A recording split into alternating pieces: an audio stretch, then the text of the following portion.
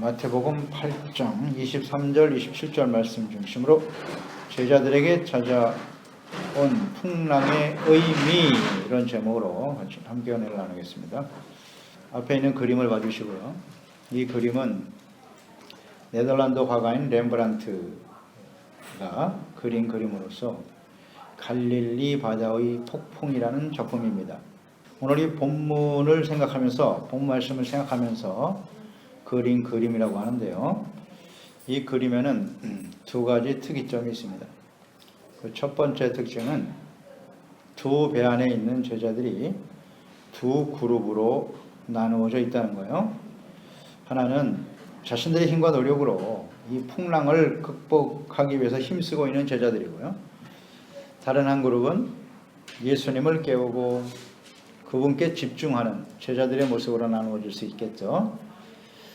또 하나의 특징은 자세히 보시면 멀리서 보면 잘 안 보일 수도 있는데요.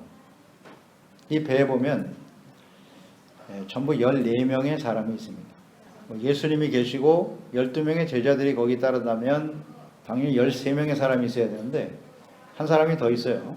14명이 그려져 있습니다.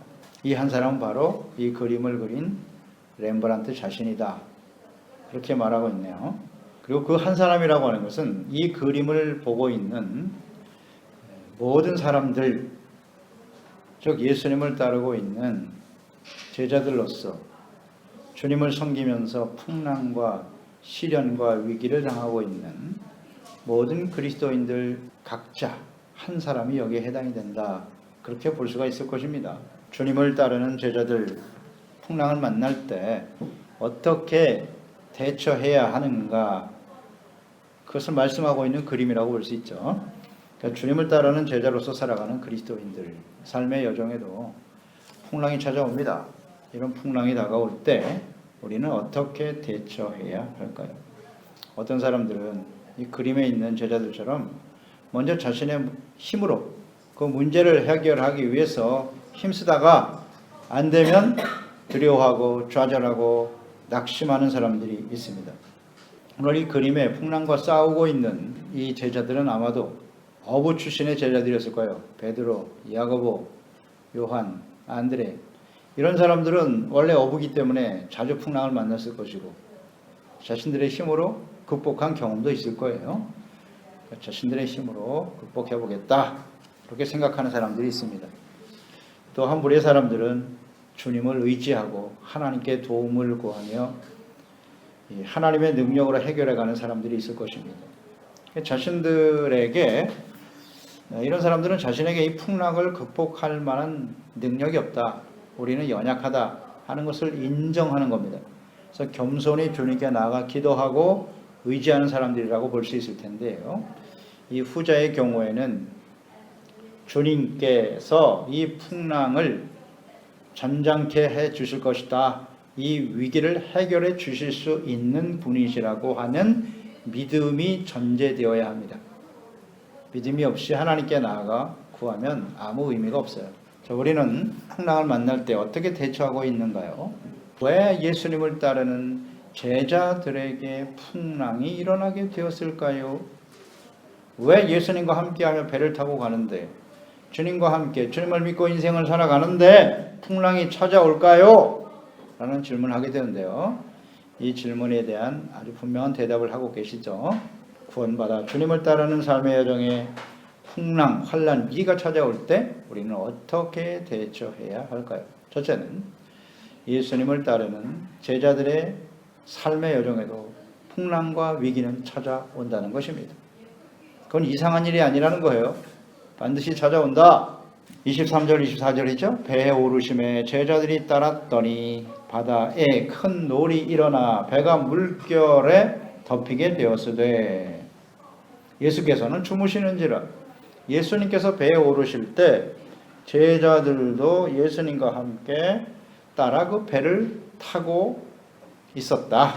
이는 선행절에서 예수님께서 많은 무리들이 예수님을 에워싸고 있을 때 제자들에게 명령하셨습니다. 명령하신 말씀대로 제자들이 지금 주님을 따르고 있는 거예요. 8장 18절에 보면 예수께서 무리가 자기를 에워싸는 것을 보시고 건너편으로 가기를 명하시니라. 예수님 명령하셨어요. 그래서 그 주님의 명령에 순종하여 지금 배를 타고 건너편으로 가고 있는 것이죠. 그 말씀에 보면 예수님을 따르는 사람들에 대해서 우리가 지난 시간 묵상했죠. 하나는 많은 무리들이 있었다. 그 무리들은 대부분 자신의 필요를 따라 필요에 의해서 예수님을 따르고 있었다는 거죠. 병을 고침을 받는다든지 아니면 여러 가지 어려운 문제를 해결받기 위해서 그 필요를 가지고 예수님을 따르는 많은 무리들이 있었고, 또 한 사람은 서기관 같은 사람이죠. 예수님을 선생님이다 라고 고백하면서 자신의 지식을 더해 주시는 분, 자신의 명예와 더 많은 것을 주님께로부터 자신의 유익을 추구하려고 하는 사람들, 이런 목적으로 주님을 따르는 사람들이 있었습니다. 또 한 사람은 예수님의 제자이긴 했는데 아버지의 장례를 먼저 치르고 그 다음에 예수님을 따르게 해주세요. 자기가 필요한 일을 먼저 하고 자기에게 원하는 일을 먼저 하고 그 다음에 예수님을 따르겠다는 그런 사람들이 있었다라고 말씀하셨죠. 근데 예수님께서 이렇게 먼저 장사 지내고 그 후에 예수님을 따르겠다고 하는 제자에게 8장 22절에 말씀하셨죠. 예수께서 이르시되 죽은 자들이 그들의 죽은 자들을 장사하게 하고 너는 나를 따라라 라고 말씀하셨어요. 이 말씀의 진정한 의미는 죽은 자를 장사 지내는 일보다 더 시급하고 중요한 일이 있다는 거예요. 그 일을 위해서 제자들을 부르셨다는 겁니다. 아버지를 장사 지내는 일보다 더 시급하고 중요한 일은 무엇일까요? 아버지가 죽었다. 생각해봐. 사람이 죽는 건 다 정한 이치야. 모든 사람은 다 죽어. 그러나 그들이 예수 그리스도를 알지 못하고 죄사함 받지 못하고 의롭다함을 얻지 못하고 죽으면 영원한 멸망에 떨어질 수밖에 없는 것이지. 그러니 그 영원한 사망에 처한 사람들에게 영원한 생명을 주고 구원을 위해서 예수 그리스도가 이 땅에 오셨어. 그리고 너희가 부르심을 받았어. 그러니 너희는 가서 이 천국 복음, 영생의 복음을 전하는 것이 더 가치 있고 시급한 일이 아니겠느냐? 그러니 나를 따라라 라고 예수님께서 말씀하신 겁니다. 예수님의 제자들, 어떤 것이 더 가치 있고 중요한 일인가, 시급한 일인가, 그 사명에 대한 분명한 인식을 깨닫고 나를 따라오너라 말씀하신 겁니다. 이것을 제대로 이해하지 못하고 예수 믿고 주님을 따르는 사람은 아버지의 장사도 지내지 않아야 되느냐? 말아야 하느냐? 그런 뜻이 아니에요. 의미를 잘 이해해야 합니다. 그래서 예수님께서는 자신의 필요를 위해서 따르는 무리들과 자신의 유익과 혹은 지식과 명예를 위해서 주님을 따르는 그런 서기관과 같은 사람들에게서 제자들을 분리시키기 위해서 거기서 떠나도록 지금 건너편으로 가라고 명하신 겁니다. 그들과 같은 모습으로 주님을 따라서는 안 된다고 예수님께서 지금 말씀하신 겁니다. 이렇게 제자들은 주님의 명령에 순종해서 지금 배에 오르시는 예수님을 따라 배를 타고 건너편으로 가고 있었습니다. 그런데 그때에 바다에 큰 놀이 일어 풍랑과 파도가 배에 덮쳤다. 지금 침몰의 위기에 처해 있습니다. 죽을 것 같아요. 죽음의 위기를 느꼈다고 제자들이 말합니다. 예수님의 부르심을 받은 제자들, 이 제자들은 스스로 예수님을 따른 게 아니에요. 예수님이 딱 지명하셔서 따라오라고 부르신 겁니다. 그래서 예수님을 따랐어요. 그들이 예수님을 따를 때 대단한 결단이 필요했습니다. 예수님을 따르던 제자들은 다 가족들의 상계를 책임진 가장들이었습니다. 어부도 있었고 세리도 있었고 가장들이에요. 그런데 그들이 그 모든 것을 내려놓고 예수님을 따르고 있었습니다. 그런데 예수님을 따르는 이 제자들, 주님만 따라가던 이 제자들에게 이런 시련과 어려움이 찾아왔다는 것입니다. 모든 것을 버리고 예수님을 따랐는데 왜 우리에게 이런 풍랑이 찾아오느냐? 제자들은 예수님께서 배에 함께 계셨지만 함께 분명히 계셨는데 그 풍랑 앞에서 그들은 무서워하고 죽음의 위기를 만났어요. 지금 무서워하고 있습니다. 뜻하지 않는 이런 시련이 찾아온 것이죠. 그래서 우리는 이런 말 하죠. 인생은 고해, 고통스러운 바다와 같다. 우리는 그곳을 항해하는 항해자다. 그런 말을 종종 합니다. 뜻하지 않는 이런 시련이, 풍랑이 갑자기 찾아오죠. 갑자기 찾아옵니다. 이 파도 같은 위기를 만날 때 두려워하고 또 끊임없이 고통하며 때로는 낙심하고 절망하며 살아가기도 합니다. 그러니까 주님의 명령에 순종하여 제자로 따라가는 삶의 여정에도 이와 같이 풍랑과 환난의 위기는 찾아오더라는 것입니다. 그러니까 이 풍랑을 보면 이 풍랑은 자신들의 힘과 노력으로 해결할 수 없는, 극복할 수 없는 그런 위기를 의미하는 것이죠. 이러한 시련을 만날 때 사람들은 너무나 자신의 힘으로 극복할 수 없는 시련이기 때문에 무기력함을 느끼게 되죠. 그리고 자신이 얼마나 연약한 존재인가를 깨닫게 되죠. 그래서 절망하고 두려워하게 되는 것입니다. 우리의 힘으로 극복할 수 있는 일은 그것 때문에 무서워하지 않아요. 사람들 절대 두려워하지 않습니다. 기도할 필요도 없다고 생각해요. 내 능력으로 얼마든지 해결할 수 있으니까. 하나님은 필요 없다고 생각하기도 하죠. 제자들이 만난 이 두려움은, 이 풍랑은 도저히 힘으로 극복할 수 없다는 거예요. 이렇게 제자들은 풍랑을 만나서 두려워하고 있는데 예수님은 주무시고 계셨다 그랬어요. 예수님은 주무셨다. 그러니까 하나님이시지만 사람의 몸을 갖고 계셨기 때문에 하루 종일 하나님의 말씀을 가르치시고 병든 자들을 고쳐주심으로써 예수님 굉장히 피곤하셨을까요? 피곤하셔서 주무시고 계실까? 그렇게 볼 수도 있겠죠. 사람이신 예수 그리스도의 모습을 우리는 여기서 이해할 수도 있겠는데요. 예수님의 이 주무심의 의미는 이런 풍랑이 일어나고 제자들은 무서워하고 두려워하는 중에도 예수님은 그 마음속에 참된 평안을 가지고 계셨다. 평안하니까 잠을 주무시겠죠. 그렇게 이해하는 것이 맞을 거예요. 제자들은 두려워하고 있었지만 예수님은 평안하셨다. 그러면 예수님께서는 똑같이 사람의 모습을 갖고 계신데 이런 극복할 수 없는 시련과 풍랑이 다가왔을 때 어떻게 이렇게 평안하실 수 있었을까요? 이것은 예수님께서 이미 이 풍랑을 계획하셨다는 거예요. 우리가 이렇게 미루어 생각해 볼 수 있어요. 왜 풍랑이 일어날 수밖에 없는지를 주님은 아셨고 오히려 그 풍랑을 허락하신 거예요. 그리고 이 풍랑을 어떻게 잠잠하게 하실 것이며 이를 통해서 제자들에게 어떠한 교훈과 깨달음을 줄 것인가를 이미 다 알고 계셨다. 그러니까 이런 풍랑 속에도 두려워하지 아니하고 마음의 평안을 가질 수 있었다. 이렇게 묵상을 해보세요. 그러니까 이런 우리가 극복할 수 없는 풍랑과 시련이 다가왔을 때 먼저 우리는 인간적으로 반응하니까 내 힘으로는 이 문제를 극복할 수 없어. 어떻게 하지? 하고 두려워하고 무서워할 수밖에 없는 것이 일반적인 모습 아니겠어요?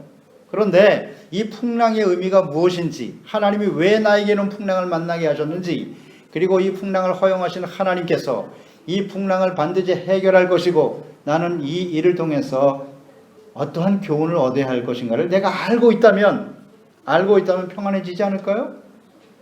두려워하지 않죠. 참된 평안을 얻을 수 있게 되는 것입니다. 우리에게 풍랑은 찾아올 수 있어요. 그러나 풍랑을 우연이 아니라 하나님의 계획 속에 일어난 것이고 거기서 교훈을 얻어야 된다는 사실을 안다면 평안할 수 있습니다. 아멘. 적용을 시켜보세요. 이런 풍랑을 만났을 때 나는 어떻게 반응하고 있는가. 둘 중에 하나겠죠.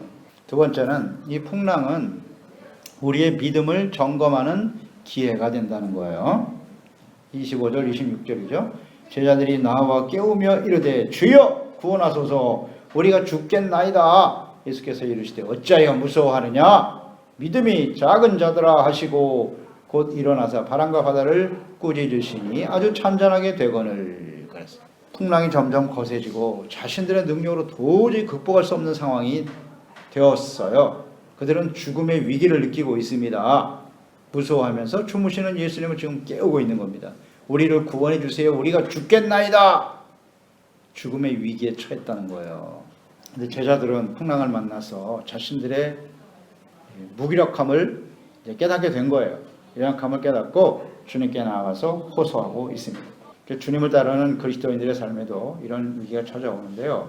그럴 때 예수님께서 우리의 인생의 배에 우리가 살아가는 삶의 여정에 만약 예수님이 계시지 않았다면 어떻게 되는 건가요? 우리가 주님을 따르는 삶의 여정에 시련이 다가오는데 예수님이 우리의 인생 속에 함께 계신다고 하는 것은 얼마나 귀한 일인가요? 아멘. 예수님 없이 이런 일을 당해보세요. 근데 여기 예수님이 계셨잖아요. 제자들에게. 이게 얼마나 큰 위로가 됩니까? 예수님을 깨울 수 있었다는 거 아니에요. 주여 구원해 주세요. 예수 믿는 사람이 아니더라도 이 세상의 모든 사람들은 다 풍랑과 위기를 만나 살아요. 다 어려움이 있습니다. 그런데 그 어려움을 만날 때 예수님 앞에 나아가 구원을 호소할 수 있는 대상이 없다면, 그것이 단순히 그냥 사람이라면 얼마나 절망적이겠습니까? 사람이 우리를 구원할 수 있습니까?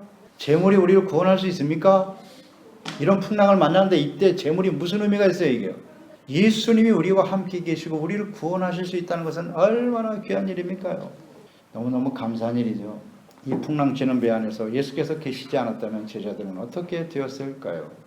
그리스도인들은 인생 여정에 예수님께서 함께 계시기 때문에 이런 풍랑과 위기를 만날 때 두려워하거나 낙심하지 말고 그 예수님께 나가서 이 제자들처럼 기도하고 도움을 요청할 수 있습니다. 풍랑치는 위기와 시련 가운데 무서워하고 구원을 호소하는 제자들에게 예수님께서 하신 말씀은 너희가 어찌하여 무서워하느냐, 이런 말씀하셨네요. 믿음이 작은 자들아 어찌하여 무서워하느냐 라고 말씀하셨네요. 이 말씀하신 의미는 뭘까요? 이 풍랑을 제자들과 함께 배를 타고 가시면서 풍랑을 만나게 하시는 이유가 제자들의 믿음을 테스트해 보셨다고 봅니다.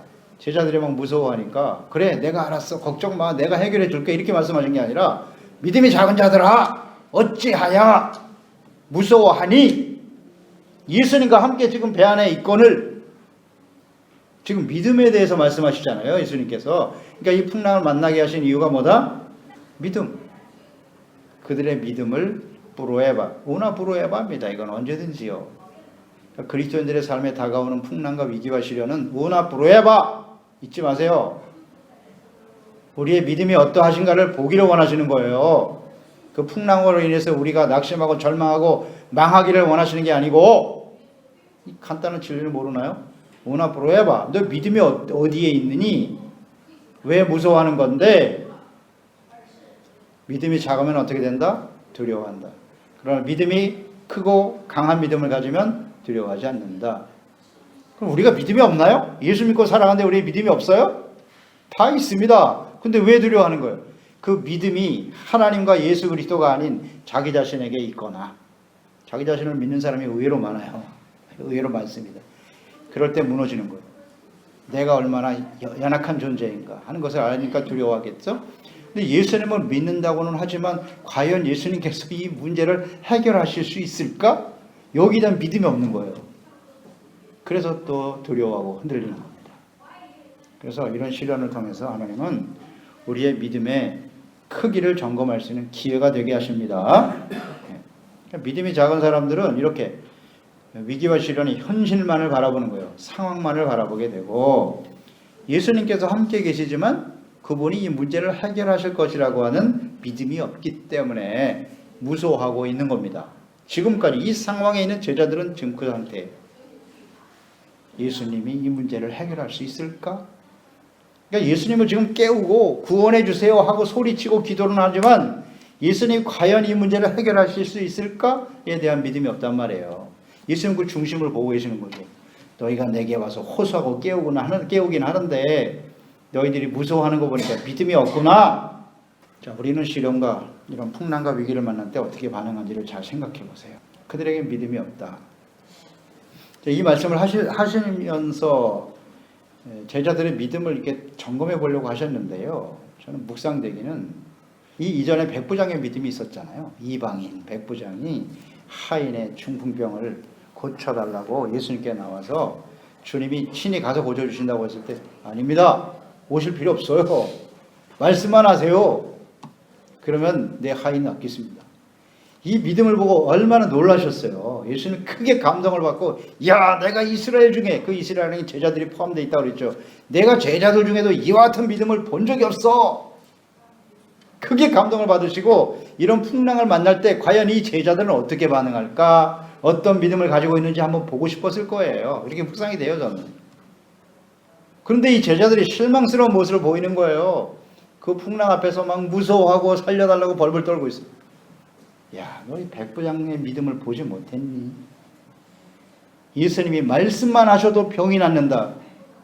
이 말씀 한마디면 이 풍랑도 잔잔해질 것이라고 하는 믿음을 좀 가졌으면 좋겠는데 너희들에게 이런 믿음이 없구나. 안타까워하시는 주님의 마음이 아닙니까? 어째요 무서워하느냐 믿음이 작은 자들아. 주님의 이 마음이 느껴져요.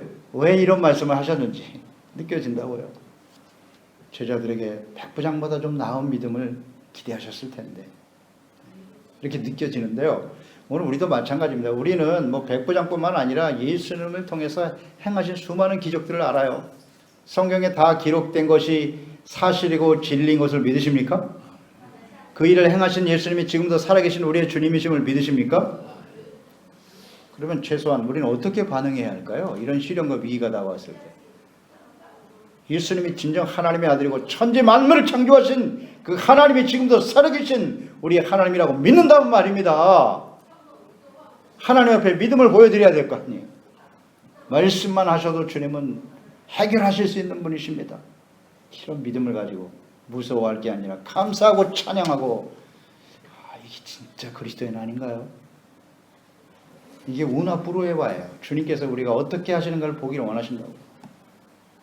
그래서 이 주님의 마음을 좀 놀라고 기쁘게 하시는 내가 이런 믿음을 본 적이 없어. 얼마나 기뻐하시겠어요. 이런 믿음을 보여드릴 수 있는 저희들이 되었으면 좋겠습니다. 믿음이 어떠한가를 점검할 수 있는 기회가 됩니다. 세 번째 마지막으로 풍랑을 통해서 전능하신 하나님이신 예수님을 만나게 되더라. 풍랑은 하나님이신 예수님을 만나는 기회가 되는 거예요. 그래서 27절에 보면 그 사람들이 놀랍게, 그 사람들은 제자들 아니에요. 제자들이 놀랍게 여겨 이르되 네가 어떠한 사람이기에 바람과 바다도 순종하는가 하더라. 지금까지 예수님을 따라다니면서 예수님이 하나님의 아들이라는 사실을 모르고 있었다는 거 아니에요, 이 제자들이요. 예수님이 일어나서 바람을 꾸짖으시니까 즉시 잠잠해지잖아요. 깜짝 놀라서요. 이분이 도대체 누구야? 말씀 한마디도 자연도 움직이네. 순종하는 거 그걸 몰랐단 말인가? 이걸 깨닫게 하시려고, 예수님이 어떤 분이신가를 깨닫게 하시려고 지금 제자들에게 이런 풍랑을 만나게 하셨다. 아멘. 여기 목적이 있는 겁니다. 그러니까 예수님은 하나님의 아들이세요. 그러니까 이 풍랑과 위기를 만났던 제자들이 예수님께 나와서 뭐 구원을 호소하고 구원해달라고 소리쳤지만 사실 예수님을 모르고 있었다는 거 아니에요. 이 말씀 속에 모르고 있어요. 그냥 구하는 거예요. 그냥. 오늘도 이렇게 기도하는 사람들 많죠, 교회 안에. 당장 어려우니까 그냥 와서 도와주세요, 도와주세요, 살려주세요. 내가 그 일을 할 것을 내가 믿느냐? 주님께서 그걸 물으시잖아요. 바디메오에게도 마찬가지예요. 다윗의 자손 예수여 나를 불쌍히 여기소서. 내가 너에게 뭐 해주기를 원하는데 제가 보기를 원하나이다. 내가 그것을 내게 해줄 것을 네가 믿느냐? 아멘! 하니까 눈이 열리는 겁니다. 그냥 나와서 소리쳐봐야 소용없어요. 예수님이 어떤 분이신지, 살아계신 하나님이 어떤 분이신지 이걸 알고 믿고 기도해야 됩니다. 따라서 이 풍랑은 예수님의 제자들이 예수님 따르면서 예수님 통해서 수많은 병들, 모든 병을 다 고쳐줬으니까요. 귀신이 떠나가는 것도 봤고 막 중풍병자가 일어나는 것도 봤고 제자들이 옆에서 제3자였어요. 그냥 지켜봤다고요. 예수님이 행하시는 일들을. 그런데 이 풍랑의 위기 속에, 현실 속에서 예수님이 말씀 한마디로 풍랑을 잔잔케 하신 걸 경험함으로써 이 제자들은 비로소 이 풍랑을 통해서 어떻게 되는 거예요? 자기 자신들이 예수님과 함께하면서 개인적으로 만나는 거예요. 예수님은 다른 사람만 고쳐주는 게 아니라 다른 사람이 간증하는 그 예수님만이 아니라 나의 삶에, 나의 현실에도 주님은 같이 계시는구나, 역사하시는 분이구나, 살아계신 하나님이시군 하는 것을 깨닫게 되는 거예요. 여기서 비로소 제자들은 예수님을 만난 겁니다. 다른 사람의 예수님이 아니라 나의 예수님으로. 그래서 이런 풍랑이 그런 유익을 주는 겁니다. 풍랑이 일어나고 시련이 다가올 때 우리는 이 말씀을 떠올리면서 이게 내가 인격적으로 주님을 만날 수 있는 기회가 되겠구나. 우리가 병 고침 받는 중풍병자나 이런 것들을 통해서 우리가 경험했잖아요. 나병 환자. 수많은 사람들 중에 병 고침을 통해서 예수님을 만난 거예요. 개인적으로. 이 제자들도 마찬가지예요. 만난단 말이죠. 그러니까 예수님에 대한 확신이 생기는 거예요. 아, 예수님은 말씀 한마디로 풍랑을 잠잠케 하시는 분이구나. 그분은 진짜 하나님의 아들이시네 라고 확신을 갖게 되는 것이죠. 네. 그래서 주님을 따르는 제자들, 그리스도인들의 삶의 여정에 일어나는 이 풍랑, 위기, 시련 다 하나님이 계획하셨고 의도하신 것임을 알 수 있습니다. 아멘. 성경에 보면 풍랑을 만난 사람들이 있어요. 그 첫 번째 예를 들면 요나 선지자죠. 요나. 니느웨로 가서 그들이 죄악이 너무 심하니 하나님이 심판하실 것이라는 말씀을 전해라. 요나는 안 갔습니다. 니느웨 절대 안 갑니다. 왜? 니느웨 같은 사람은 망해야 마땅하다고 생각하는 거죠. 그래서 다시스로 도망갔는데 풍랑이 찾아왔어요. 풍랑의 위기 가운데 수많은 사람들이 각자 자신들의 신을 구하고 있으니 거기서 잠자고 있어요. 요나가 깨우잖아요. 당신 뭐야? 우리 다 죽게 생겼는데 왜 여기서 잠자고 있어? 거기서 고백하죠. 그러니까 이 풍랑이라고 하는 것은 요나가 하나님의 말씀에 불순종함으로 다가온 풍랑이었어요. 근데 요나는 그걸 알았어요. 아, 하나님이 여기까지 날 찾아오셨네. 나를 저 풍랑 속에 던지시오. 내가 죽을지언정 하나님의 말씀을 따르지 않겠다는 거예요. 요나는. 그 풍랑 속에 자기를 던지라는 얘기는. 그만큼 완악한 사람이 요나입니다. 하나님의 말씀을 끝까지 불순종하겠다는 거예요. 그럴 때 우리에게 풍랑이 찾아옵니다. 그런 의미예요. 불순종할 때. 근데 두 번째 풍랑은 사도 바울이죠. 사도행전 27장에 보면 바울이 죄수가 되어 로마로 끌려갈 때 배를 타고 가다가 유라굴로 광풍을 만나게 되죠. 이 풍랑은 사실 사도 바울이 미리 알았어요. 지금 상황이 안 좋다. 그러니까 지금 가지 말고 좀 더 있다가 지체하다가 나중에 풍랑이 좀 조용해지면 갑시다. 사도 바울이 그랬어요. 안 들었어요. 사람들이. 선장이 하는 말이 아니야. 지금 가도 괜찮아. 그래서 바울을 통해 주신 하나님의 말씀보다 선장의 말을 더 들었다는 거죠. 인간의 경험이나 지식을 더 중요시 여겼어요. 그걸 믿고 의지하고 가다가 풍랑을 만난 겁니다. 이 풍랑의 의미는 그렇죠? 그런 풍랑을 우리가 만날 수도 있어요. 하나님의 말씀보다 자신의 경험, 지식, 자신의 능력 이런 것을 믿고 의지하다가 풍랑을 만나요. 세 번째 풍랑이 이제 이런 겁니다. 오늘 본문에 나와 있는 제자들이죠. 근데 이 제자들은 분명 자기 스스로 배를 탄 것이 아니라 예수님이 가자고 말씀하셨기 때문에 주님을 따르는 삶의 여정에 이런 풍랑이 다가왔다는 거예요. 보통 풍랑은 이 세 가지 유형으로 우리에게 다가올 수 있다. 그렇게 볼 수가 있는데요. 그런데 이 풍랑이 어떤 결과를 맞이하게 되는가가 중요하죠. 요나가 불순종하여 다시스로 가다가 풍랑을 만났죠. 그러다가 물고기 뱃속에 들어가서 거기서 회개하게 되죠. 하나님, 제가 잘못했어요. 그래서 그 풍랑으로 인해서 이 요나는 순종하여 니느웨로 가죠. 그래서 니느웨 가서 말씀을 전하니 어떻게 됐어요? 12만 명이나 되는 사람이 구원을 받았습니다. 그러니까 요나에게 다가온 풍랑의 의미가 뭐냐는 걸 생각하라는 거예요. 그가 불순종을 버리고 순종했을 때 수많은 사람을 구원하는 역사가 일어나더라는 거예요. 이게 풍랑의 진정한 의미예요. 사도 바울은 어떻습니까? 그 풍랑을 만났을 때 하나님께서도 두려워하지 말라 그랬습니다. 여기 있는 사람 한 사람도 죽지 않을 거예요. 그 풍랑으로 인해서 말씀하신 대로 한 사람도 안 죽었어요. 거기에 로마의 백부장도 있었고 율리오, 군사들도 있었고 그들이 다 멜리데 섬에 무사히 들어가게 되었잖아요. 그런데 거기서 모든 사람들이 사도 바울을 통해 추장의 병을 고침받고 모든 사람들이 거기서 살아계신 하나님의 영광을 보게 돼요. 독사에 물려도 죽지 않는 바울을 보고 깜짝 놀라서 그 동네 사람들이 다 예수 믿고 구원받게 됩니다. 이렇게 되는 거예요. 그런 풍랑이 오히려 그와 함께 있던 모든 사람들을 구원하는 하나님의 역사로 나타나더라. 이 제자들이 만난 풍랑 어떻습니까? 순종하면서 다가오는 풍랑이었지만 예수님은 말씀 한마디로 자연을 풍랑도 잠잠케 하실 수 있는 전능하신 하나님이심을 제자들이 예수님을 만나고 알고 믿고 확신하며 이 예수 그리스도를 증거함으로써 수많은 사람들이 구원받는 하나님의 뜻을 이루게 되더라. 이게 풍랑의 의미입니다. 왜 우리에게 풍랑이 다가오는가? 이것을 우리가 분명히 깨닫고 의미를 알아야죠. 그래서 예수님의 능력 있는 증인이 되어 이 풍랑으로 인해서 하나님의 구원의 역사를 이루어가는 기회가 될 것이라는 확신을 가지고 이러한 믿음과 담대함으로 승리하는 삶이 되시기를 축원합니다. 기도하겠습니다. 하나님 아버지, 오늘도 주님의 말씀을 대합니다. 예수 그리스도를 따르는 제자들, 주님의 명령에 순종하여 배를 타고 건너가다가 예수님과 함께 만난 시련과 풍랑의 위기, 예수님이 함께 계신데 왜 이런 위기가 찾아오나요? 예수님의 말씀에 순종하고 주님을 따르는데 왜 풍랑이 찾아올까요? 이에 대한 하나님의 뜻이 분명하네요. 이건 우나부로의 바입니다. 이상한 일이 아니에요. 그리스도인의 삶의 여정에 풍랑이 다가오는 건 이상한 일이 아니고 믿음을 점검할 수 있는, 나의 믿음의 크기를 점검할 수 있는 기회가 되더라. 무서워하는가? 아니면 담대한 믿음과 확신을 가지고 따라가는가? 예수님이 어떤 분이신가를 다시 한번 알고 깨닫는, 믿음이라고 하는 건 하나님을 아는 거예요. 예수님이 어떤 분이신지 아는 것이 믿음입니다. 그런데 제자들은 잘 몰랐어요. 그 예수님이 누구시기에 도대체 그 말씀 한마디에 바람도 잠잠해지는가 순종하는가 놀랐습니다. 그 예수님은 지금 우리를 구원하신 예수님이십니다. 지금도 우리와 함께 하시는 예수님이십니다.